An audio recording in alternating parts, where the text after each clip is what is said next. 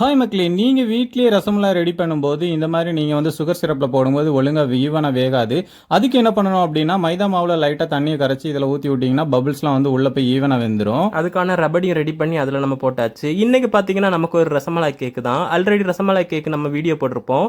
அதை பார்த்துட்டு ஒரு கஸ்டமர் பேபி ஷவருக்காக டபுள் டயரில் கேக்கில் பண்ணி கேட்டிருந்தாங்க.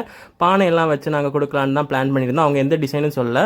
ஸோ 2 டயருமே ரசமலாயை அப்படியே ஃபுல்லாக நரைச்சி போட்டு ஈவனாக ஸ்ப்ரெட் பண்ணி 2 டயரையும் பண்ணி எடுத்துக்கிட்டோம். நல்ல ரிச்சா இருக்கணும் அப்படிங்கிறதுக்காக ரசமலாயும் பிஸ்தாவும் நல்லா அதிகமாகவே எடுத்து வச்சு போட்டுக்கிட்டோம். ஸோ க்ரம் கோட்டும் மெயின் கோட்டும் முடிச்சுட்டு நம்ம டிசைன் போட ஆரம்பிச்சிட்டோம். இது மாதிரி சைடில் ஃபுல்லாமே லைன் போட்டு இந்த டிசைனை முடிச்சுக்கிட்டோம்.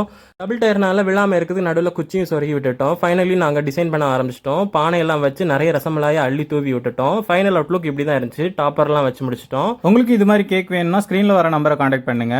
கஸ்டமரோட பிளேஸுக்கு டெலிவரி பண்ணிட்டு அவங்களும் வீடியோஸ் எல்லாம் எடுத்து நமக்கு சென்ட் பண்ணியிருந்தாங்க. நெக்ஸ்ட்